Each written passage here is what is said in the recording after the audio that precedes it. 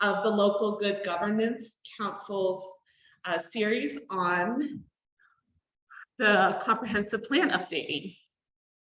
Okay.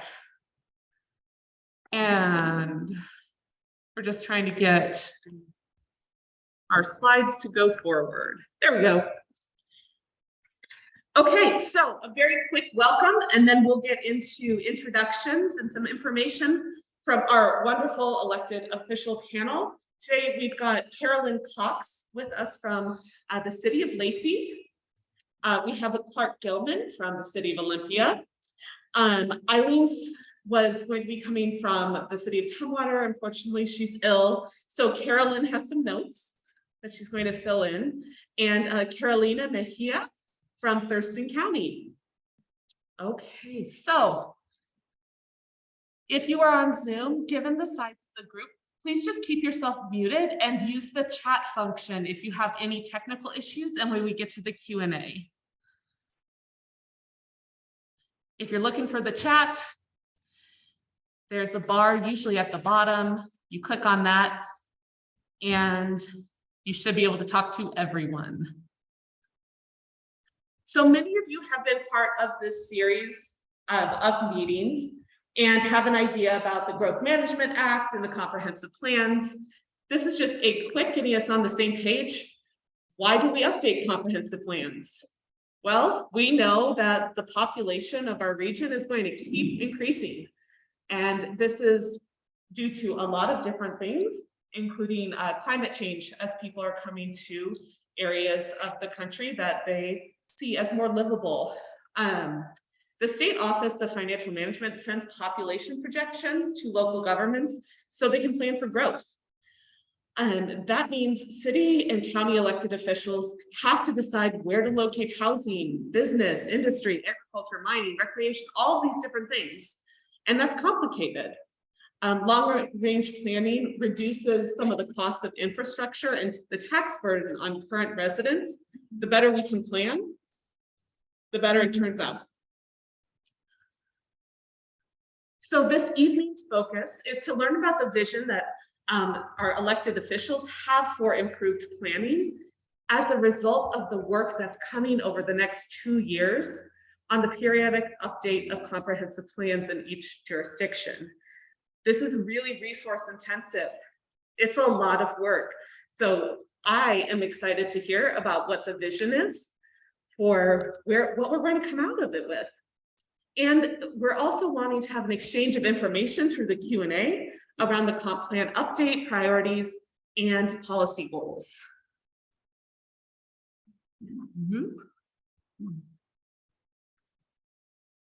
Okay, so to kick off our discussion, before this session, we asked our panelists to share some information, and we've got slides for each of them with some of their responses. The first thing that we asked panelists to share was that given the different components of the comp plans, there's 13 or 14 of them.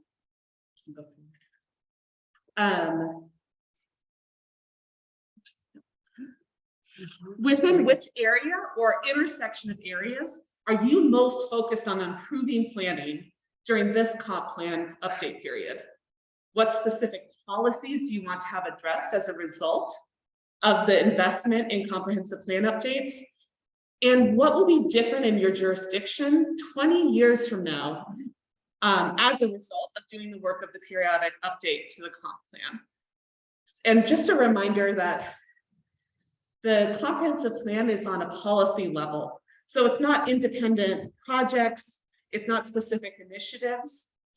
It's thinking about the policies that drive what projects we do and how we decide and prioritize. So it can seem a little bit more nebulous, but we are sitting at that policy level right now with the update. So our first public official, Carolyn Cox of the city of Lacey. I'm going to turn the floor over to you. Thank you so much, everybody here. Great. And my name is Carolyn Cox. I'm the Lacey City Council in my second term. Mark and I are in the same project. One second. It's gonna be mic 1 if we need to turn it up. There we go. We'll begin. I'm Carolyn Cox. I'm a member of the Lacey City Council. Starting my sixth year now on council. Mic 1. And prior to that, served Let me get it. for about 4.5 years on the Lacey Planning Commission. And before that, I served for almost 3 years on the county's boundary review board. So to say my head is in planning, it's pretty obvious. What we can understand is as we begin this process is, at least from Lacey's standpoint, is we haven't begun our public outreach process yet. And we plan to go to as many sectors of the community as possible. We particularly want to focus on youth and on racial minorities because they are typically underserved and underrepresented in this process. For the youth, it's their future. We want to know how they want it shaped. So that once we go through that public process, then things will start to crystallize into more specifics. We are updating current goals and policies to reflect the work that we have done since the last major amendment to the plan in 2016. This would include the Housing Action Plan and Affordable Housing Strategy, the Thurston Climate Mitigation Plan, the Pedestrian and Bicycle Plan, and the upcoming Martinwood Border Plan. We're, incorporating recent updates to the Growth Management Act, which require the city and the county to plan for the regional allocation of affordable housing. This is legally defined as 80% of the average median or area medium income and under. We're reviewing all of our land use policies to ensure that we address the needs of underserved communities, which is really important. I mentioned that we are engaging youth in the process. We started a Lacey Youth Council that has its own mayor and deputy mayor, just like our city council does, and each has a representative to the 4 main advisory boards to the city. There's a planning commissioner, a committee on equity member. There's another one assigned to the Parks Board and the Historical Board. So we're engaging in that way. And really important, this is, as we review all the elements of the plan, we want to make sure that they play well together. For example, affordable housing goals and climate change goals can come into conflict because green buildings can add to the cost of housing. So whenever possible, we want all actions to meet many different goals.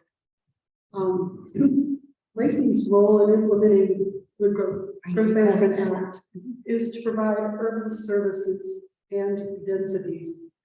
So we do that while maintaining high standards for development, and you can expect more density in urban lands in years to come. The key goal of from the Sustainable Thurston Plan that was developed 10 or more years ago, Daniel probably knows, right? Okay. And restated in the Thurston Climate Mitigation Plan is that 95% of new development be in urban areas and 72% of all households be within a half mile of an urban center. So you can see driving that is going to require more density. And bragging rights here, Lacey was the first jurisdiction to incorporate climate actions into our comprehensive plan. We did this in 2016 through the strategy for carbon reduction and resiliency, otherwise known as the CR2. And we adopted the Thurston Climate Mitigation Plan in our current comprehensive plan. And I know there was some head scratching among our partner jurisdictions about why we did that. But the way things tend to work in Lacey is our comprehensive plan defines the work that our staff would do. And in order to get money in the budget and staff commitments to work on these things, having it in the comprehensive plan makes that drive. So there are challenges for sure, but we've got a lot of work, but I think I feel pretty good about where Lacey is in terms of its comprehensive planning. We've got a very strong planning staff, and I think we're in good hands there. Thank you so much, Carolyn. If you are a resident of Lacey and you're thinking of questions, you can go ahead, you can put those in the chat. We also will have time before we go into Q&A to about a 5-minute break where people can write down their questions. So right now, take a moment if you want as we switch over to Clark from City of Olympia, but no, you'll have time for formulating your questions later.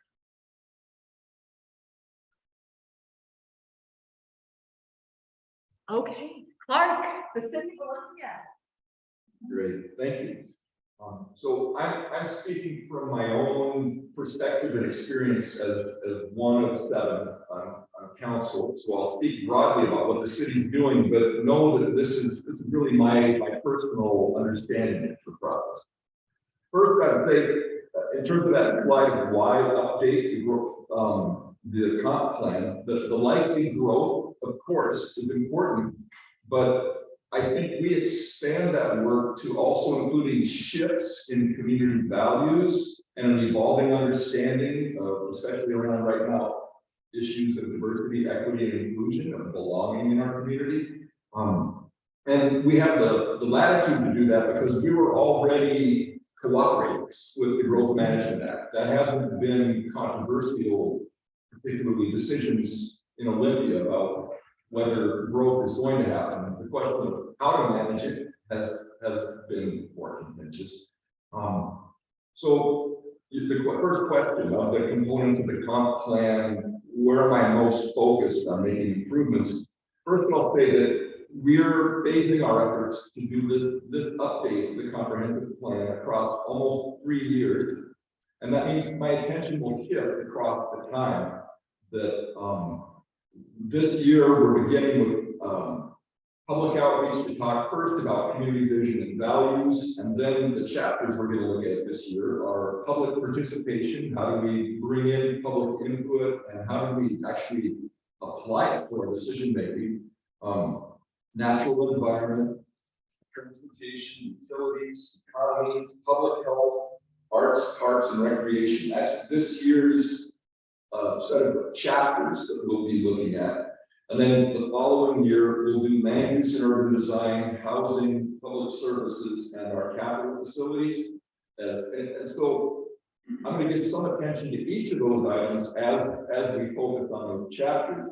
My personal most strong interest is in ways that land use and housing policy can strengthen our community and make us more resilient against global investment coming in and ridiculous price increases in access to housing. So I think the strongest theme I have is about centering community voices in decision making and shifting our lens to viewing the city as 50,000 people rather than viewing the city as a collection of real estate with investment potential, because that's 2 different ways to look at the growth when it comes. In terms of more specific policies that I'm hoping will be addressed,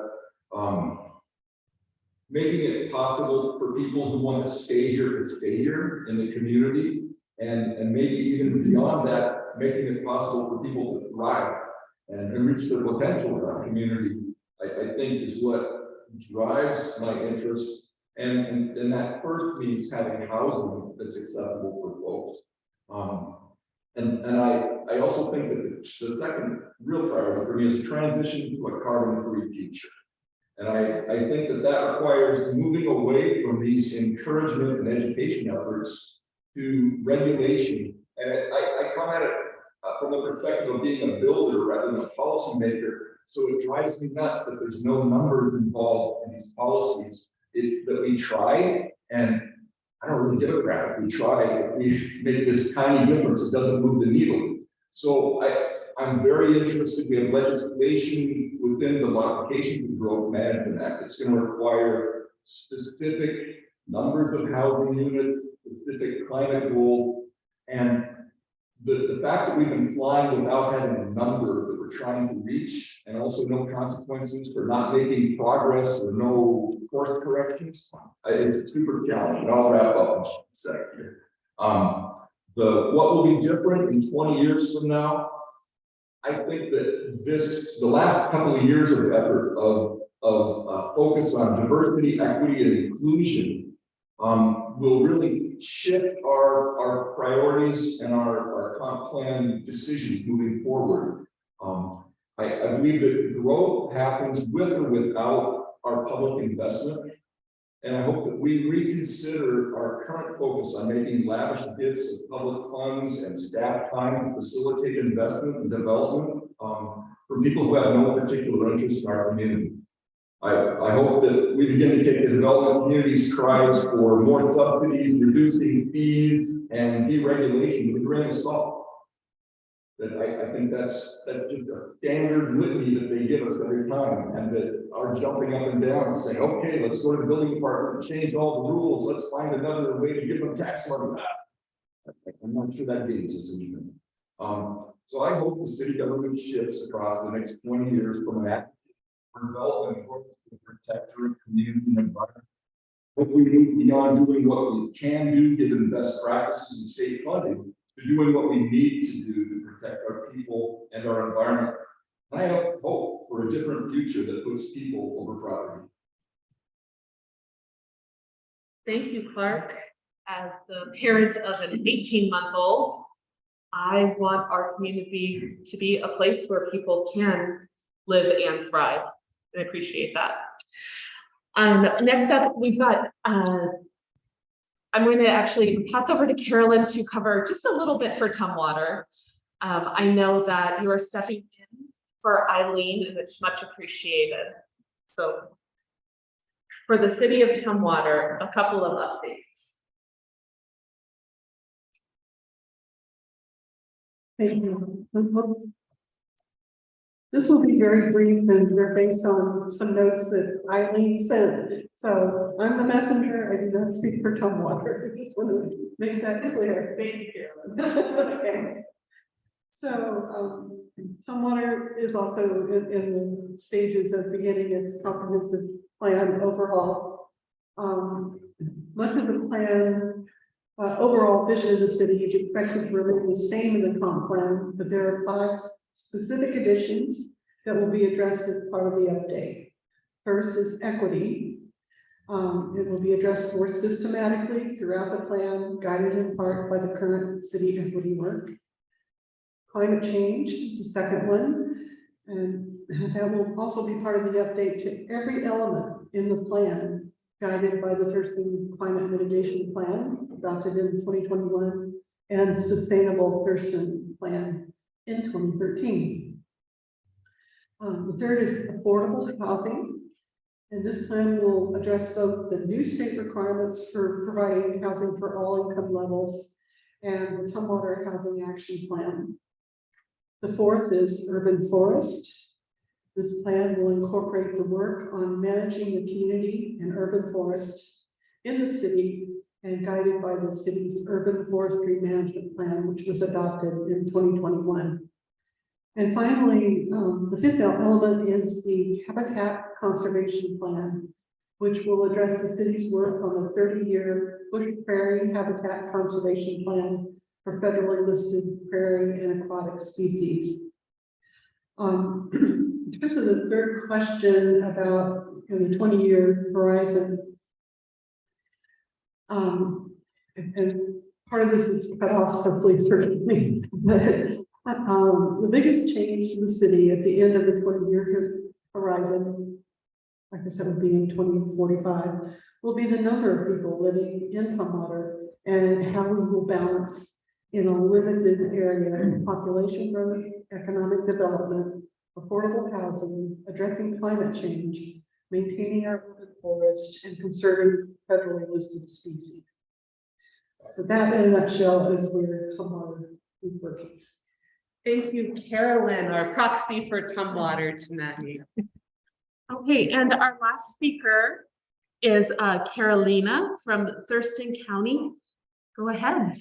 Thank you. And I went off a little bit off script on my slide and Okay. gave a little bit more information on what the comp plan is, because I was like, I will be covering those questions, but I'm Carolina Mejia, and I'm one of the members for the Board of County Commissioners. And again, just like Clark, I want to let everyone know that my thoughts presented today only represent one commissioner's point of view, and not the whole board.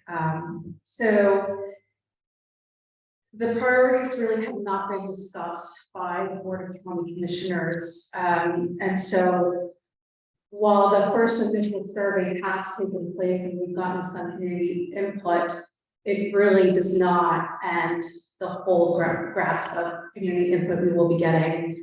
Some of the things that I'm interested in is, we're currently facing several emergencies on different fronts. I think there's a connectivity between all of them. Protecting sensitive areas like wildlife habitat, flood areas, landslide areas, and surface and groundwater, climate change, taking a more proactive approach and taking more actions towards reducing the impacts. Protecting agriculture. We are losing farmland at a very alarming rate, and we need to improve our strategies around farmland conservation, but also keeping farmers in business as well. And increase availability of affordable housing. But I think what really ties all of this together is that we need to have an equity strategy.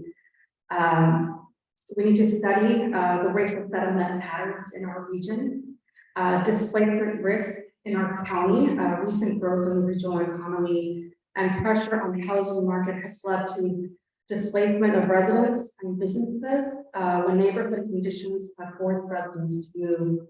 And we need those tools to be able to identify what neighborhoods in the region are at higher risk of displacement, so us as policymakers can prevent that from happening in the future. In terms of, I think that's a huge policy update, but we really also have to update in terms of making sure our comprehensive plan is consistent with the current GMA. We've seen a lot of changes in state law, and we need to change our transportation chapter, our housing chapter, and we need to really add that language in terms of diversity, equity, and inclusion. And those are just naming a few.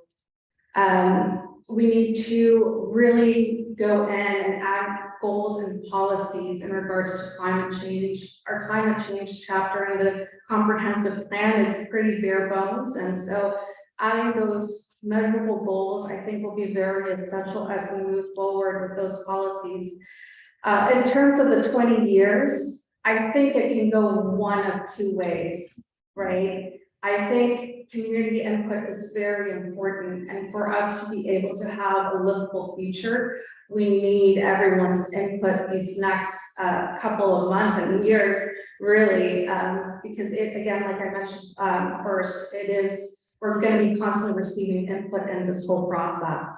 And if we have a really good comprehensive plan, I think there could be a balanced approach, and it will make me hopeful for sure.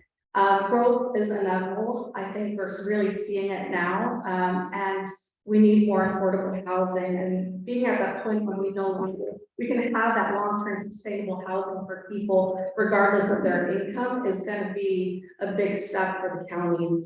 We need the long-term protection of our legacy forests, and we need to be able to have a sustainable plan on the maintenance of those legacy forests as well.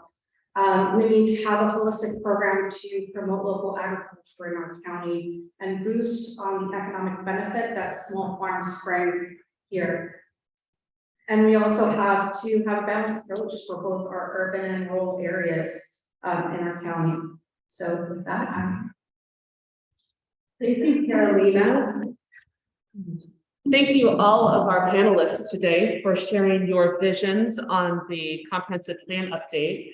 A few threads that I'm hearing is hope, hard work, a tension between trying and almost the word shall, tension between trying and commitment, and the need to partner.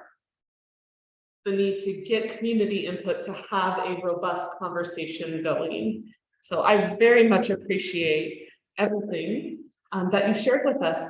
At this point, we're going to take a 5-minute break. And that is 5 minutes. 5 minutes to take a bio break if you need to do that. Take 5 minutes to write and submit to Q&A questions. If you're in person here, you can write on a card, a note card, and hold it up. We'll collect it. If you are joining us virtually, go ahead and type in the chat box. And we will come back together in 5 minutes to start our Q&A portion. Thank you so much.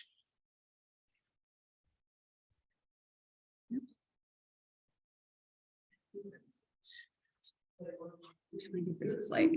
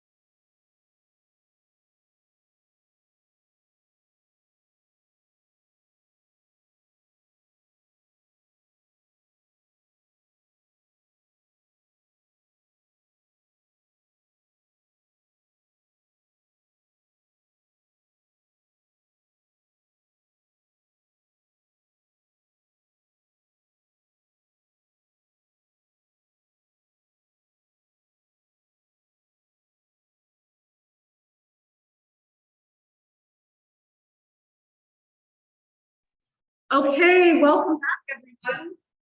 We have lots of great questions. So let's go ahead and get started. I think most of these questions apply to all of our panelists. Some people have done specific for the county or different jurisdictions, and other than those directed ones, whoever wants to take it first, go ahead and take it first. So our first question is a new focus in the comp plan update is affordable housing that takes into consideration past disparate impacts of housing policy. What aspects of these impacts do you want your community to delve into during this planning process?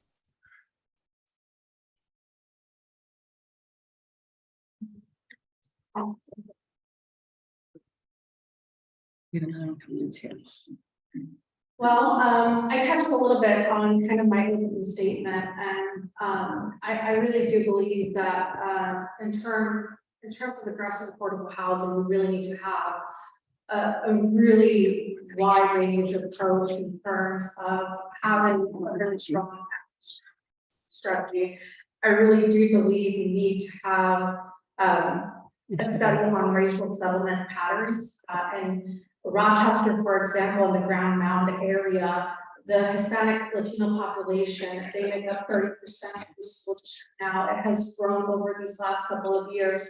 So we're seeing these different trends across our different regions, and we really need to address those coming up. And we really won't be able to do it unless we really have that concrete data. We've been able to get some of that data thanks to the census, but we need concrete data on what those displacement risks are as well. In terms of, we're seeing a lot of industrial applications coming through on the way that they're changing our county. And it really does, it creates sort of a redlining around different areas where people are getting displaced from their neighborhoods or from their areas. They're becoming completely gentrified. So we just have to approach this, I think, in a very holistic manner. Thanks. Lacey has been coming at this for a while. We are the most diverse city in Thurston County, and we recognize that there are pockets of areas where residents do potentially face displacement. One area that our planning commission is going to be working on this year and is looking at mobile home parks, which tend to be bought up by foreign investors or at least out-of-state investors. And at some point they decide they can actually make more money removing the mobile homes and redeveloping the land into housing. We have one park in particular that's very, very worried about it. Tumwater, and again, I don't speak for them, but they did a good job of rezoning so that all of their mobile home parks are zoned for mobile home parks only, that land. And that's something I want to take a look at in Lacey. We have our housing plans that address that to some extent. I don't want to get into all kinds of dry bill statistics on there, but taking a good hard look at how we are serving all economic levels. And it's pretty clear that the housing development that has happened to date has been largely market. And we have worked on a number of policies to try to give tax breaks to developers who will have low income or at least medium income housing in that. And we're looking for other ways to incentivize. For example, we have a accessory dwelling unit program where the city went out, contracted an architect to draw up like 4 sets of plans that would sail through the permitting process with the city, waive sewer and water connection fees and the like. So incrementally doing everything we can to try to get a diversity of housing prices and housing for all.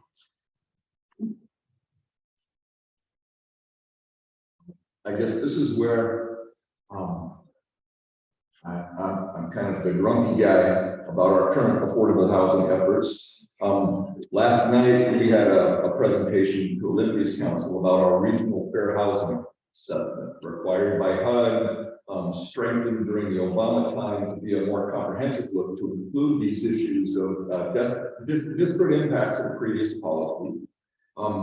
And the assessment is really sobering. I'd urge you to check it out. As an example, in terms of access to housing, Black and Indigenous folks in Thurston County are still turned away from mortgages at a much higher rate and take non-conventional financing at a much higher rate than white folks do. And that, so if we really want to address that, then it's not about trying to build 3 granny flats or have one more subsidized apartment, right? It's just like, can we look specifically at what we need to do to change these things? So what I would urge is that we look beyond what's in vogue, what's in Sightline Institute stuff. We look beyond what's funded by Commerce. Our staff last night told me there's nothing on the regional housing action plan right now that would create the kind of number of units or shift in who has access to units that would begin to stem the issue. And so my question is, why do we keep celebrating each 10 more units if we're behind 20,000 units? It's super challenging for me. So that's what I hope that people would advocate, to say, don't settle for what's the current script that everybody else is doing, because there's not a damn city in the United States who has made progress under these policies of densification, urban centers around transit. It hasn't changed the access to housing for ordinary people. So let's take a hard look at that before we put all of our energy into focusing there. Thank you, Clark. And just a note, our Zoom folks are having some echo, so I might direct you and we'll see what works the best. I think the follow-up to this, and we do have another question on the slides, particularly about policies for folks that are living at 80% of the poverty level or lower. And I think a specific policy question is knowing the disparate access to home ownership that has occurred because of other past housing policies. Rent amounts keep increasing. What policies, again, not particular like law, but like what policies are you thinking about for your jurisdiction to control rent increases, knowing that we will always have people renting? So rent price policy. Here at Olympia, we're beginning a study of other alternative ways to try to impact these issues, and one specifically to try to get at this stabilizing access for people at 80% or below is to focus on making our energy to stabilize and renovate existing rental housing that's already affordable to those folks. But I think everything we can do to shore up existing apartment complexes and rental houses is the strongest bet to maintain that affordability.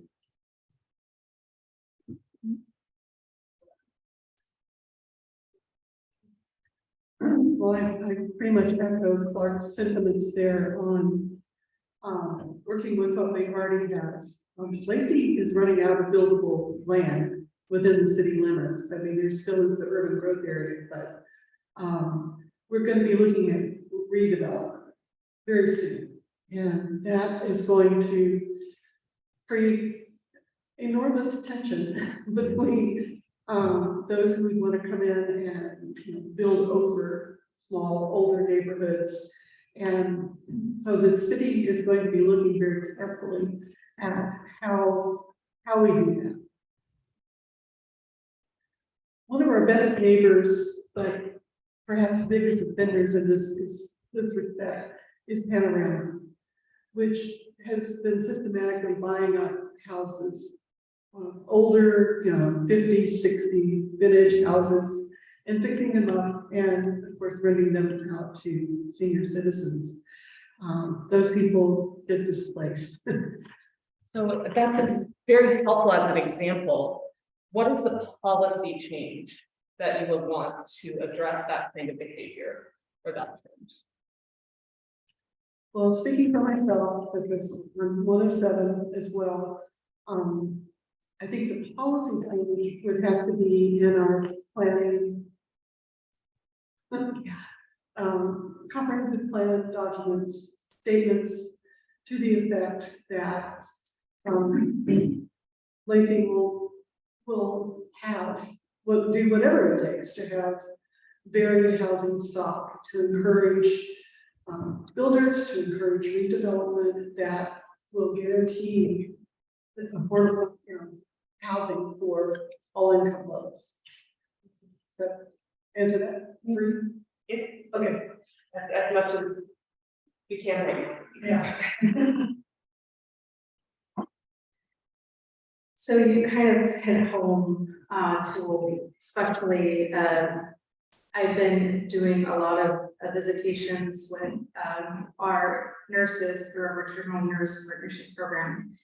And these are a lot of at-risk moms, and it always surprises me when I'm going inside a home that is crumbling apart, that is filled with mold, and they're paying their whole paycheck just to be able to stay at home.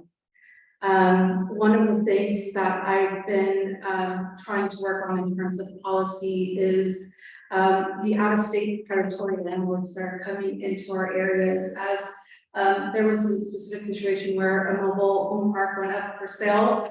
An out-of-state investor came and bought it and completely changed the rules and changed the pricing for it to a point where a lot of those people are going to be displaced. And so in terms of policy, I want to look at that very specifically because it really is affecting the county. We're seeing it a lot in terms of, especially in the rural areas where they're buying homes and they're flipping them and then turning it to outrageous prices. So I think that's one of the big issues when it comes to kind of seeing if there's a specific policy where, in terms of if it's a mobile home park, I forget there's a specific name for it, and of course I kind of blank out right now, but where it's the tenant will have the first option to buy that home, and I know there's a specific name for that. And I apologize.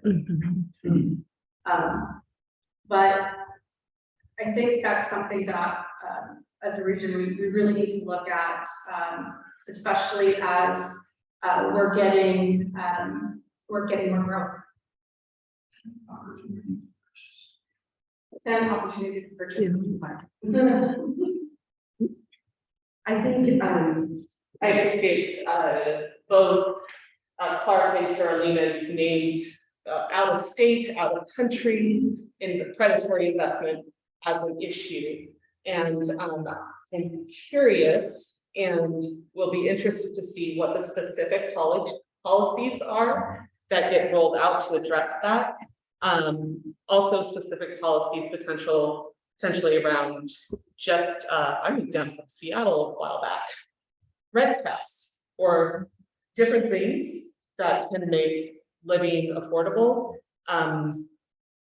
The examples are helpful, and knowing specifically the policies that are going to hold us all accountable to making that happen are going to be also helpful. I know people have lots of questions. We have 7 or 8 questions that have already been geared up. I want to make sure that we give time and attention to different ones. And I encourage you to hold your questions, and we will try to continue communicating around all of this. Okay, so if we can go to the next slide. A question that has come up is around climate change. And all of you addressed this to a certain extent in your introductions.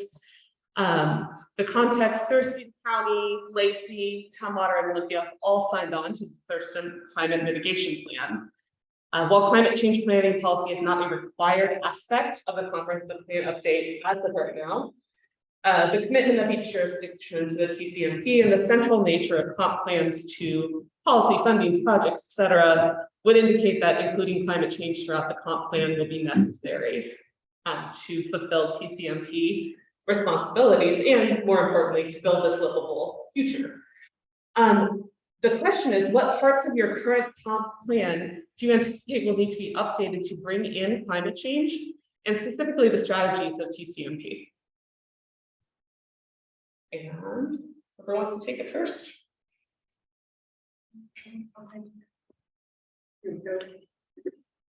Well, as I mentioned, Lacey has already adopted the climate mitigation plan into its comprehensive plan.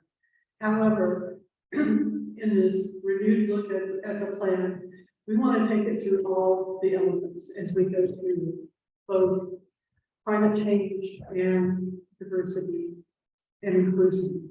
So it will affect everything. It will affect, are there neighborhoods that are underserved that don't have sidewalks? We need to take a look at that. Are there streets that have potholes in certain neighborhoods where others don't? Are there policies that are in conflict with one another? So it will cover the gamut of the plan.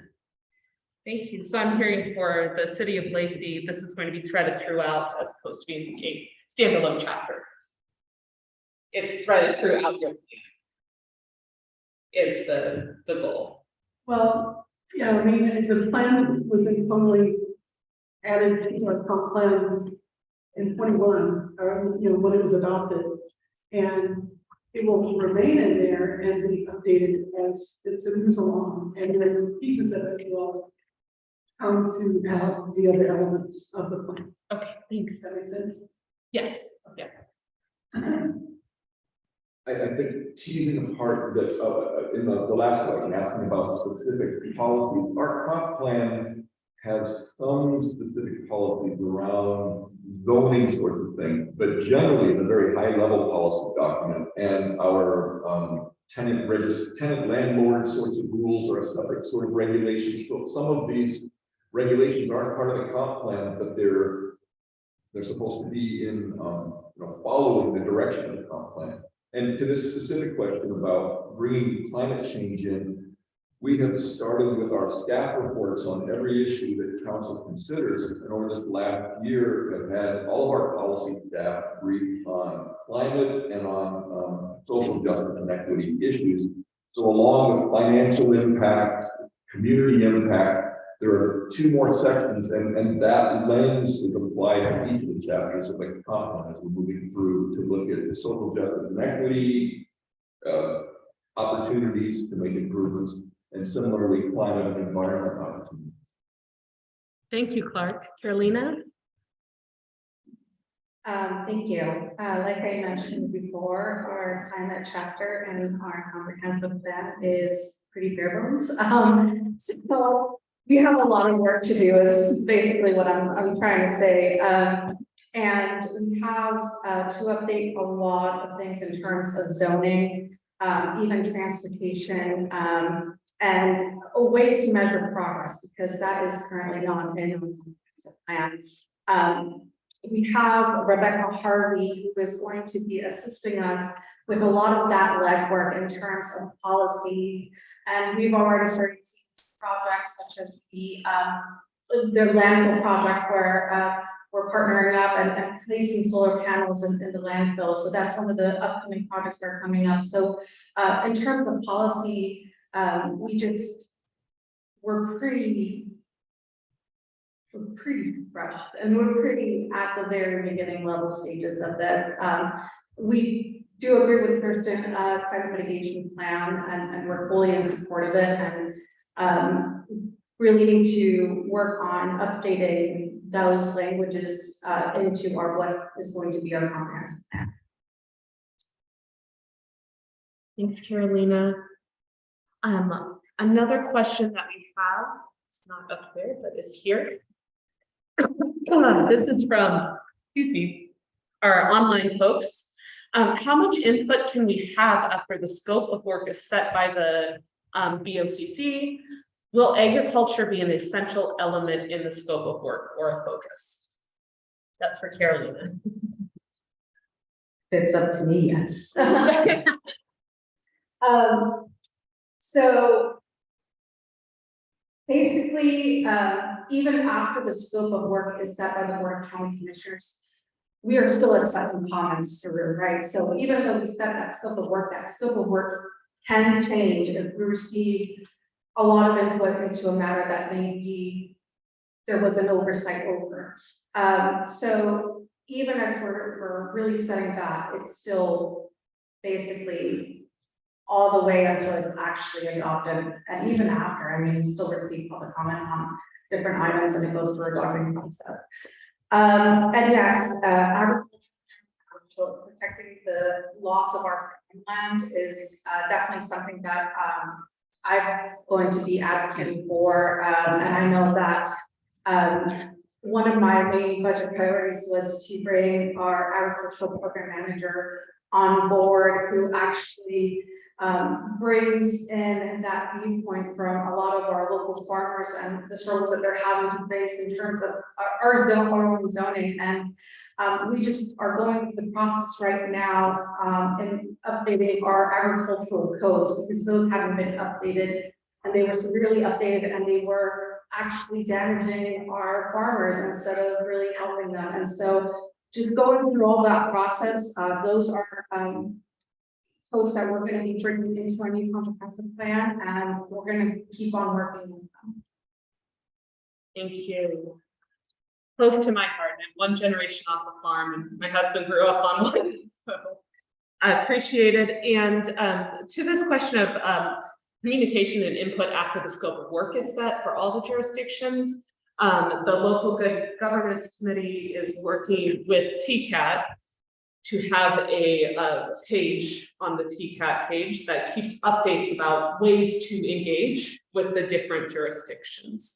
So for folks that are interested in more of a central hub to try to stay updated on this long, complex process, check that out on the TCAT website. This is a question again from our online group. And I'm going to change the wording a little bit because they're talking about an ordinance as opposed to a policy. But to accomplish climate change and housing goals, would any of the jurisdictions be willing to consider or advocate for policies that would secure the rights of nature, where government and people would be empowered to enforce those rights on behalf of the natural environment? So a rights of nature type of policy.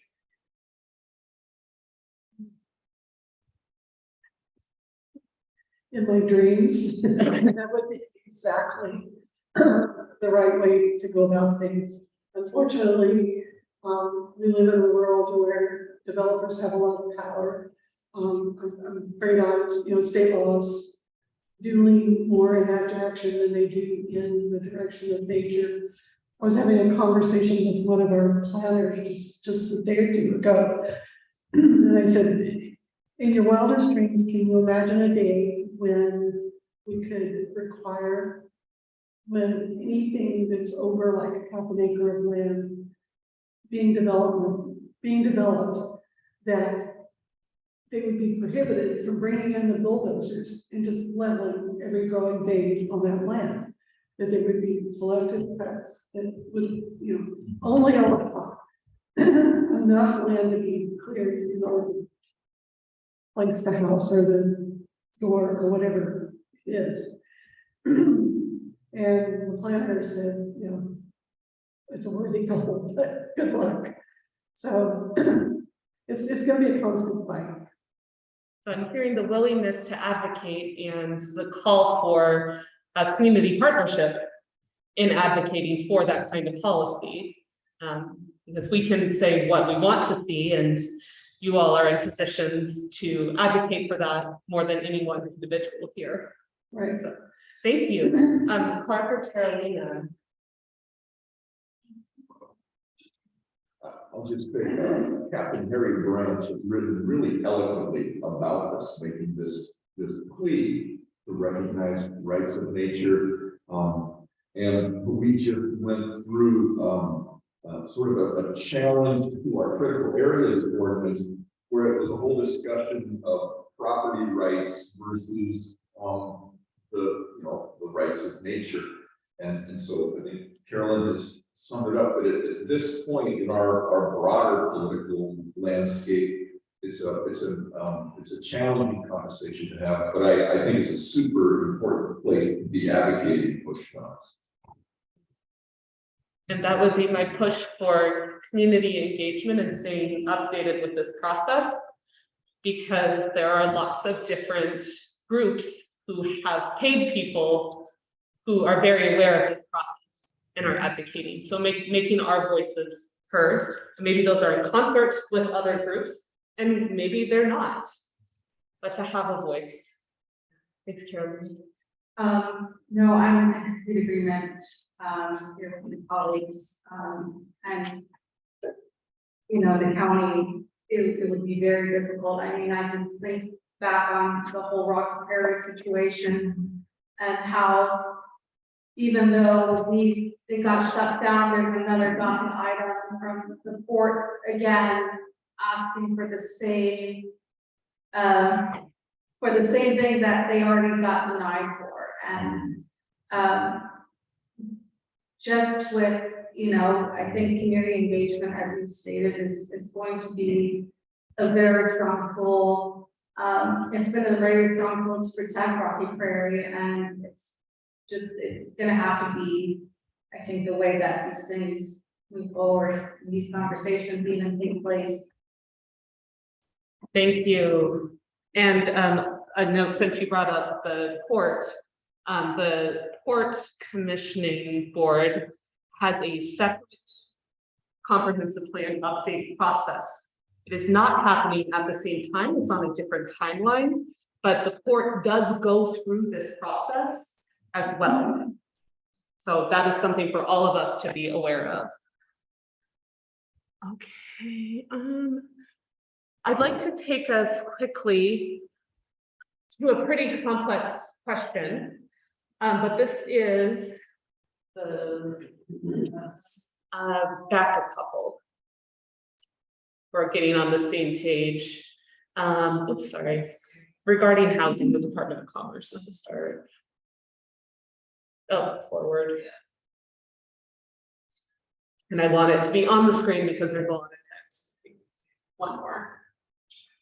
Okay, so, and I'm going to share screen for our online folks because this is kind of a long question. Okay, so regarding housing, the Department of Commerce recently released a tool that staff and the public can use to figure out how many new units of housing will be needed by family income levels. Part of our discussion has been maybe shifting the paradigm about units of housing, knowing that it is part of the conversation. This tool shows that more than half that new housing needs to be for people and families with low to extremely low family income, not median, low to extremely low. The number for the whole of Thurston County, cities and rural areas is 28,000 new units of housing for families at or below the 80% of the poverty line. Market rate housing will not meet any of that need for 28,000 more units of housing. 0 units of housing will be met by market rate housing policy. So for city council members, what new financial and regulatory policies might lead to building 1,400 units a year for the at or below 80% of poverty family levels? That would lead us to that 28,000. For Commissioner Mejia, noting that we put all the burden of building this very low income housing on the cities and the urban growth areas, which are shared. None for unincorporated rural area, because the 1-to-5 zoning is not compatible with that goal. how will the county work with the cities to ensure they're willing to accommodate housing for lower income rural workers? Small questions.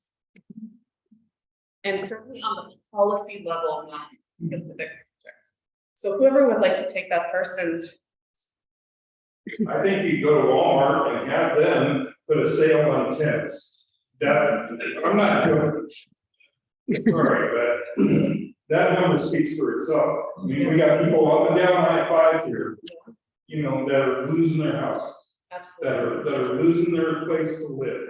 And the reason is because you're at a 10 to 15% rental increase, and your cost of living increase is about 3 to 6%. You know, it's not, you need to put a cap on these homeowners that are renting these properties, that can say, hey, you know, you guys are exploding the market. You know, they control the market. You're letting them control the market. So advocating for rental tax as a policy. Absolutely. What are other, in addition to that, potentially building off of that? What financial and regulatory policies might help us get there? Because this is 28,000 new units of housing. Yeah, Right. We've been working for a number of years with the Lithium Master Builders Affordable Housing Group.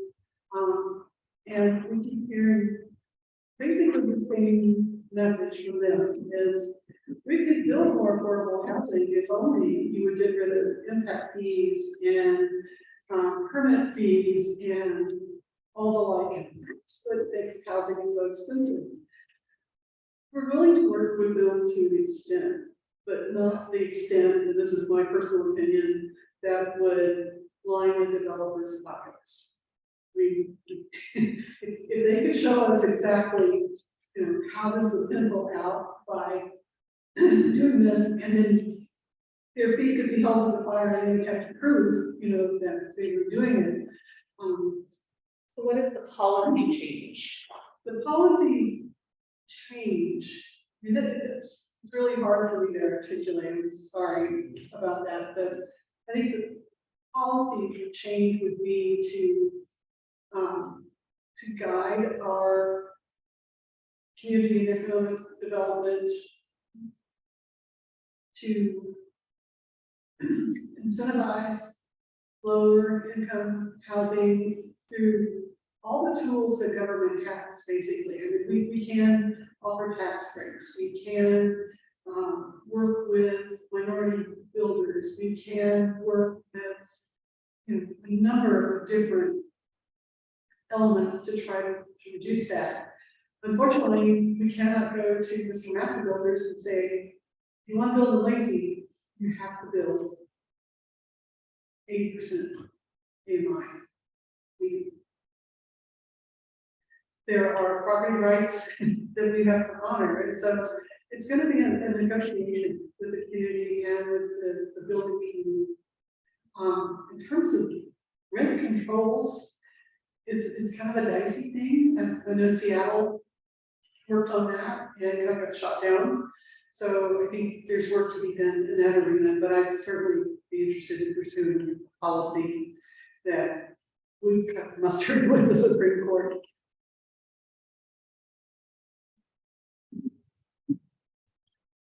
Hey, in terms of the county, in terms of rent control, our policies are dictated in terms of that with the state. So there's not much flexibility, unfortunately, that the county has done. It was one of the things that I looked at when I first came in, and just how the state law is written, it's not very flexible. But I kind of wanted to lay out in terms of the question on you know, how do we support and kind of work with the cities, and currently we are updating, they're going through the document process. We just finished with the city of Tumwater. Our codes were completely different and they were not aligned with the cities, and what that did, it created a burdensome process And so we are aligning, both the cities and the county, they're aligning their codes, in terms of housing.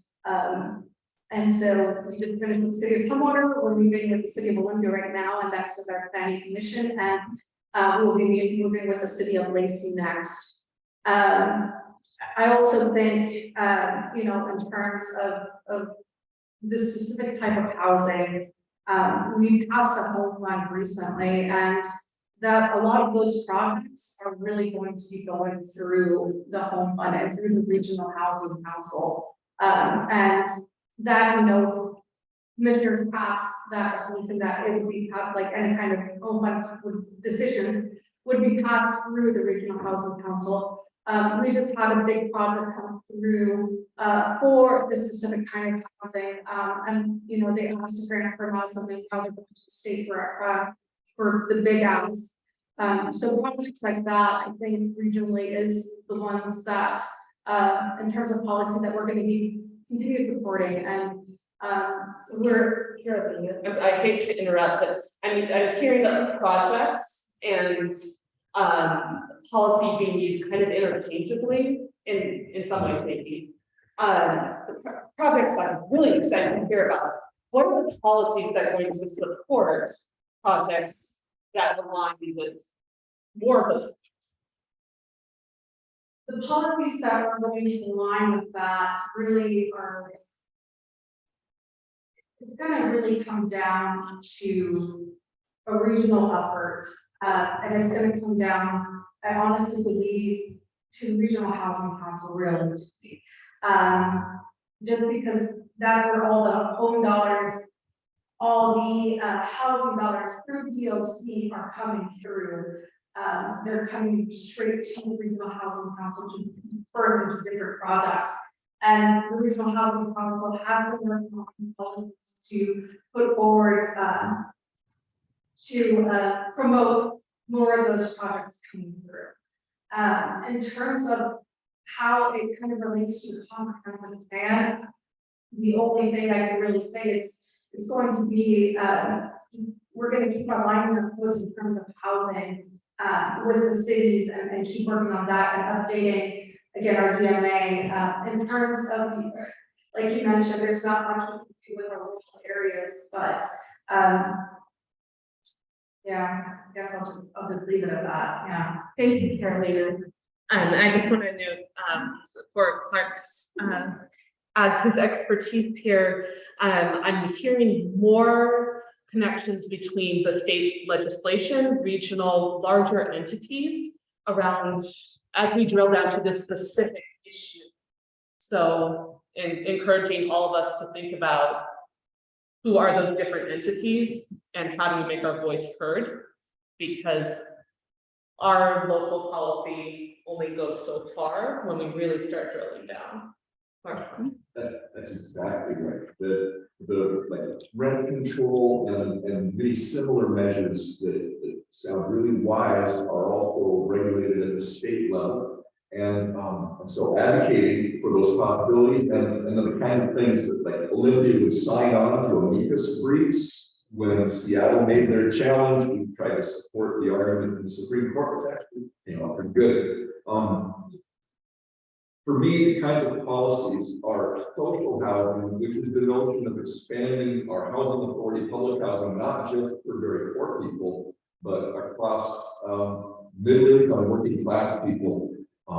So that's one set of policy. Another one is land trust sort of models, and we're working on a first project in partnership with Habitat for Humanity to try to hold the land. And then similarly on the home fund, the very low income shelter sort of projects, we put a deed, an encumbrance on the deed that says this is for serving the poor and the infirm, and if the use changes, if it becomes market rate, then either the city is reimbursed or the land comes back to us, so that we can create another project along the same line. So those kinds of restrictions, I think are valuable. And then I think that in thinking in the inverse, that removing the incentives for any housing with good housing removing those tax exemptions and fee reductions and the staff plan that goes to working on those and switching that to these kinds of tenant opportunity to purchase mobile home courts, renovating a modest apartment complex. If we shift our attention to the kinds of housing that we need each year, I think that's the best we can do. I'll just close with capital is really the question. That 1,400 units a year, figure they're about $250,000 a unit to construct in our current way of building. That's a lot of money every year. And so that's where the argument happens, is that the builders, in the way that we're doing it right now, say I have to go to a private equity company, like you read about from Wall Street, they're going to charge a lot of money and they want to pay back in 2 years. And so that's what determines, what I can build. So seeking alternative ways to either construct housing or to finance, because there's no way to incentivize housing funded with private equity to reach these kinds of goals, at least not in my mind. Thank you. We got too close to all of our questions, but not quite. I'd like to offer for those of us in person and those of us who are online, if your question was not answered, we'll have follow-up emails with contact information, as well as communicating those questions to our panelists, so that you know that those have been received for thought and communication. Our last, in an effort to finish on time, our last question for the panelists is going to be a couple slides forward. Our closing question is, at the beginning of this forum, you stated your main areas of focus for you as the one person, as part of a larger group, for this comprehensive plan update. How has your thinking changed based on this forum? This could be adding to your thinking. It doesn't necessarily have to be, I threw my thinking out the window. But how has this forum impacted your thinking about your main areas of focus? I'll give you 30 seconds to kind of think.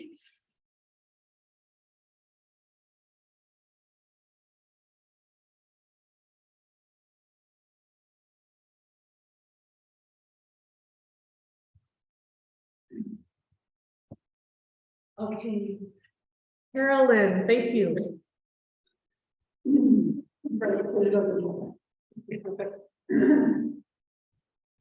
I think fundamentally my thinking hasn't really shifted too much, but I really appreciate your efforts to drill down on what specific policies, because I'm thinking comp plan and all these different elements, and trying to think how we make some of these things reality. How you get from pie in the sky to bricks and mortar, basically. I was at a breakfast forum this morning, and this had to do with disparities in health for minorities in health outcomes. And they presented elected officials with a list, and the first thing on the list was get rid of racism. It's just like, okay. So it is a challenge, and trying to live within the restrictions that the courts and the legislature place on us, and getting creative. I love what Clark was saying, getting creative about ways to redevelop and preserve what we can of the affordable housing stock, I think is going to be a big focus. Thank you, Carolyn.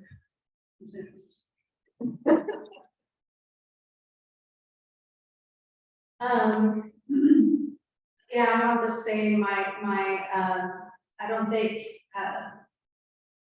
my thinking has changed much.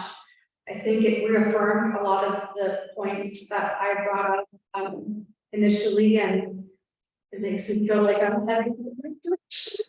But it also, you know, pinpointing on the specific policy issues, it makes me a little nervous as we go into the future, right? Because as a board, we haven't had these specific policy discussions whatsoever, and I know those are the answers that people want to hear, but it's hard to kind of define them as things for the future when there hasn't really been a whole lot of discussion on them, and you're just trying to provide one person's point of view and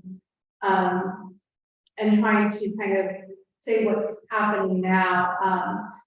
But I think there's a lot of good viewpoints that, as we start those conversations, you know, I'll bring it to the board, and a lot of the questions, I was writing them down because I want to bring those questions to the board as well, and have those discussions with them, because I think they're important questions to ask, especially when it comes to affordable housing, and what we're going to be shifting. Thank you.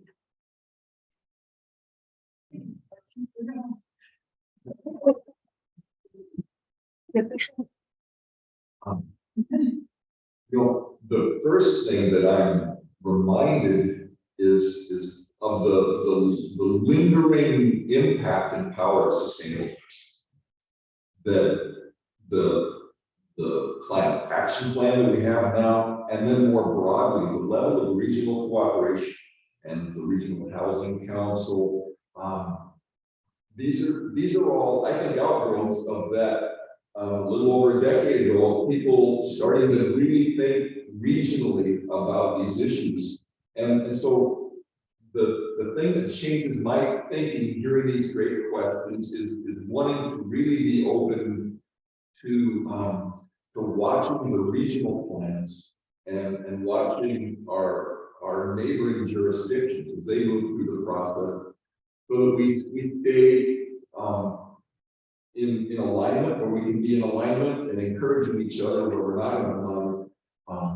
I think that there's a real power in that, and I also really appreciate the good government coalition coming together and reaching each of the jurisdictions, because that also echoes electeds questions you've asked about access and participation. And that's the other thing that I'm really interested in. I think each round of the major public processes that I've participated in, we've made some improvements in how we reach out, how we digitally display the information. And with your encouragement and pushing, I hope that this plan update process will be more acceptable and more transparent. Thank you so much.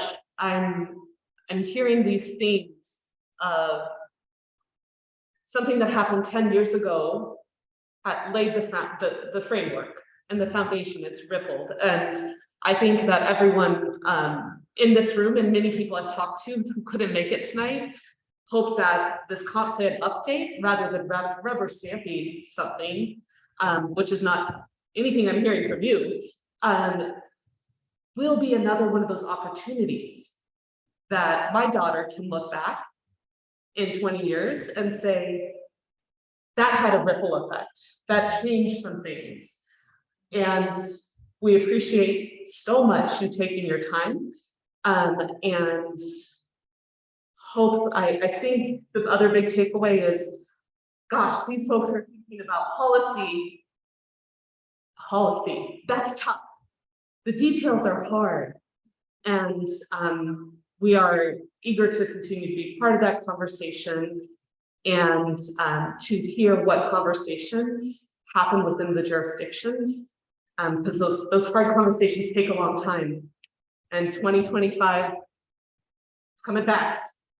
It's coming fast, but we are here as partners, and want to thank you so very much for spending your time with us this evening. Thank you.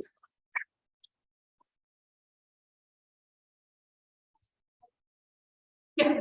Sorry. I just wanted, I thought we were gonna have a closing statement. I apologize. I have a clue who's gonna. But I just wanted to let people know that the board does have a briefing scheduled, to start discussions on this for April 12th at 2 p.m. And the meeting will be live streamed on the Thurston County YouTube channel, or the boardroom is open for those of you interested in, watching that conversation. And like I mentioned before, this is a work in progress and input is still being received on this. So if you have any input, please send it our way. Because I think, send it and share it far and wide, because it really is going to be your vision for Thurston County that's going to be put on there. Another little pinpoint I wanted to add is that we just hired an assistant county manager, and it's that County Commissioner Rob Gelder.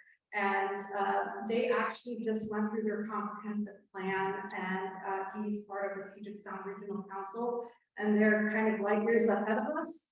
And so having that brain power coming in, he's going to actually be the person who's going to be the direct report to the Community Planning and Economic Development. So there might be some changes there as we move forward, as we kind of pick his brain. He's starting part-time in April, and he's going to be fully involved starting in May. So we're very excited, and I know he's going to have a lot of input just from his experience as a county commissioner doing this twice and working with the Puget Sound Regional Council, bringing that input into what our comprehensive plan will be. Thank you. And I just want to thank all of you for the ones who are here and the ones for tuning in, for wonderful, thoughtful questions and your caring and engagement in this. Often we'll sit in city council meetings, and after awards are presented or proclamations are read, suddenly the room clears, and you're looking at maybe 2 or 3 people sitting in chairs, and it can feel rather lonely at times. So come visit. We'd love to see you and keep on with the pressure and holding us accountable. I'll just say, love you people. Good night.